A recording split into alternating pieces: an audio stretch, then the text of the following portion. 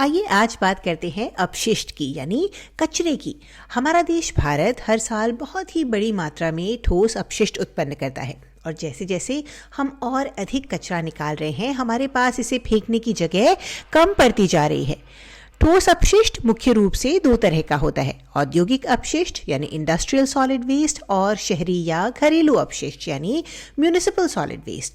औद्योगिक अपशिष्ट कारखानों, खदानों और बड़े खेतों से आता है। दूसरी ओर घरेलू अपशिष्ट हमारे घरों और दफ्तरों जैसी जगह से आता है। ये असल में वही सामान है जो आप अपने घर के कूड़ेदान या गली के कूड़ेदान में डालते हैं, जैसे कागज, पॉलिथीन, गत्ते, बचा हुआ खाना, डिब्बे, बोतलें और घर का अन्य कचरा।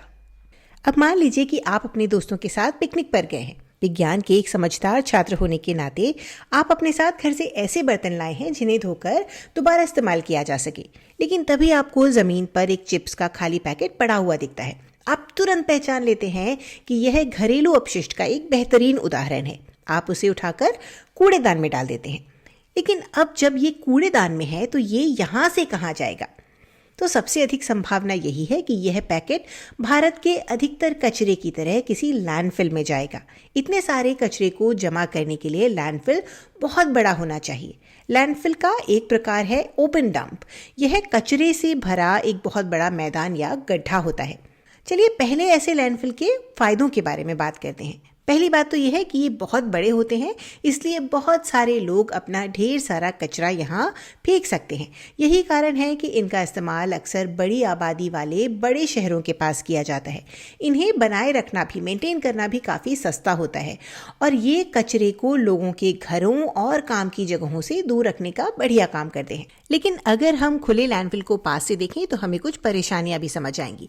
सबसे पहले तो इनसे बहुत बदबू आती है जो आसपास रहने वाले लोगों के लिए बहुत बड़ी परेशानी का कारण बन सकती है। कचरे के ये मैदान या ढेर ढके हुए नहीं होते और कचरे को दबाया नहीं जाता, इसलिए जानवर और हवा इस कचरे को आसपास के पर्यावरण में फैला सकते हैं। इनसे जहरीली गैसें निकल सकती हैं और यहाँ तक कि इनमें आग भी लग सकती है। तो हम गैसों और आग को भी इसके नुकसान की सूची में जोड़ सकते हैं क्योंकि ये जानवरों के लिए खतरनाक हो सकते हैं। एक और समस्या तब होती है जब बारिश होती है। बारिश का पानी कचरे के ढेर में रिसता है और जैसे जैसे यह नीचे जाता है यह खराब इलेक्ट्रॉनिक्स के हेवी मेटल्स या फेंकी गई पुरानी दवाइयों जैसे विषाक्त पदार्थों से प्रदूषित हो जाता है। लैंडफिल से बाहर निकलने वाले इस विषाक्त पानी को लीचिट कहा जाता है और अगर आप ध्यान दें तो लीचिट बिल्कुल सही शब्द है क्योंकि इसके मूल शब्द लीच का अर्थ है रिसना, यानी यह पानी कचरे की गंदगी को सोखकर अपने साथ बहा ले जाता है। लीचिट बहुत खतरनाक हो सकता है क्योंकि यह मिट्टी में रिसकर जमीन के नीचे के पानी को यानी ग्राउंड वाटर को विषैला कर सकता है और ये वही पानी है जिसे लोग पीने के लिए इस्तेमाल करते हैं। इस तरह के डंप की एक और समस्या ये है कि इनके लिए बहुत अधिक जमीन की आवश्यकता होती है, जिसका परिणाम ये होता है कि वन्य जीवों और पक्षियों के प्राकृतिक आवास नष्ट हो जाते हैं। एक दूसरे प्रकार का लैंडफिल सैनिटरी लैंडफिल यानी सुरक्षित अपशिष्ट भराव क्षेत्र होता है। अब आप सोच रहे होंगे कि कचरे का गड्ढा सुरक्षित कैसे हो सकता है? तो सैनिटरी लैंडफिल में कुछ ऐसा होता है जो ओपन डंप में नहीं होता, एक लाइनर।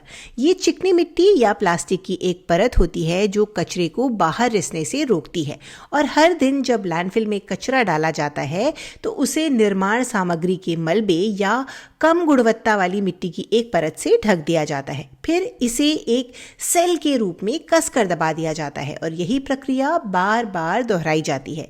इसके कसकर बंद और दबे हुए सेल्स के कारण पानी के लिए लैंडफिल के अंदर जाना बहुत मुश्किल होता है। इसीलिए सैनिटरी लैंडफिल के अंदर का माहौल एकदम सूखा रहता है। लेकिन समय के साथ बारिश का पानी इन परतों में रिस ही जाता है और लीचिट बनता है। लेकिन चूंकि सेल्स बहुत कसकर बंद होते हैं इसीलिए वे पानी को बाहर निकलने से भी रोकते हैं, जिससे लीचिट लैंडफिल के अंदर ही जमा हो जाता है। कुछ सैनिटरी लैंडफिल को डबल लाइनर और पाइपों के साथ बनाया जाता है ताकि लीचिट को जमा करके उसे साफ किया जा सके। अब अगर आप किसी सैनिटरी लैंडफिल के अंदर जाएं तो आप सांस नहीं ले पाएंगे और ऐसा इसलिए नहीं क्योंकि वहाँ बहुत बदबू होगी, बल्कि ऐसा इसलिए है क्योंकि सेल्स को इतनी मजबूती से सील किया जाता है कि ऑक्सीजन के लिए अंदर जाना बहुत मुश्किल होता है। इसके भीतर का वातावरण अधिकतर अवायवीय यानी एनारोबिक होता है, जिसका मतलब है कि वहाँ बहुत कम ऑक्सीजन होती है।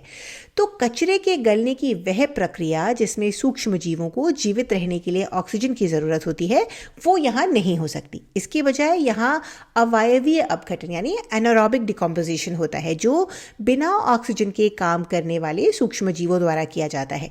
यह प्रक्रिया मीथेन गैस उत्पन्न करती है, जो कि एक ग्रीन हाउस गैस है और ग्लोबल वार्मिंग को बढ़ाती है।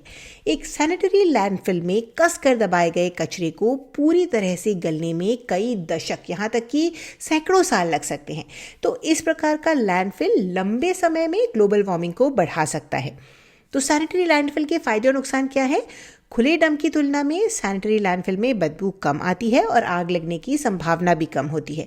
और चूंकि सैनिटरी लैंडफिल कचरे को अंदर ढका हुआ और दबा कर रखते हैं, इसीलिए जानवरों और हवा द्वारा कचरे को फैलाने की समस्या भी नहीं होती। लेकिन कोई भी लैंडफिल पूरी तरह से सील नहीं होता, इसीलिए लीचेट अभी भी रिस सकता है। कचरे की परतों को जोड़ने और दबाने से बहुत धूल और शोर भी होता है। साथ ही ये भी याद रखें कि सैनिटरी लैंडफिल में कचरे के गलने से मीथेन गैस बनती है। लेकिन सैनिटरी लैंडफिल का एक मुख्य लाभ ये है कि कुछ उन्नत प्रणालियां उत्पन्न होने वाली मीथेन गैस को इकट्ठा करने में सक्षम होती हैं। इस इकट्ठा की गई गैस का उपयोग विद्युत ऊर्जा उत्पन्न करने के लिए किया जा सकता है। यह तकनीक लैंडफिल द्वारा उत्पन्न की गई मीथेन का लगभग 60 से 90% हिस्सा सोख सकती है, जो पर्यावरण और ऊर्जा उत्पादन दोनों के लिए बहुत लाभकारी है। सैनिटरी लैंडफिल बहुत महंगे होते हैं, इसीलिए ये अधिकतर विकसित और अमीर देशों में पाए जाते हैं और ओपन डंप की तरह इन्हें भी बहुत अधिक ज़मीन की ज़रूरत होती है। लैंडफिल में जाने वाले कचरे को कम करने का एक तरीका है इसे इंसिनरेटर यानी कचरा जलाने की भट्टी में जलाना। कचरे के आकार में यह कमी उन इलाकों में बहुत मददगार है जहां ज़मीन कम है। तो कचरे को जलाने का एक फ़ायदा यह है कि कचरा कम हो जाता है।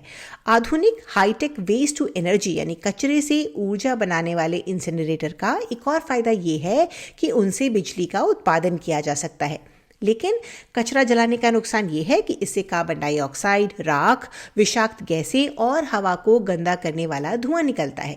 लेकिन इंसिनरेटर को इस तरह से डिज़ाइन किया जा सकता है कि वे इन गैसों के उत्सर्जन को कम करें। इसके लिए उनमें विशेष फिल्टर लगाए जाते हैं जो धुएं से पारा और अन्य हानिकारक विषाक्त तत्वों को प्रभावी ढंग से सोख लेते हैं।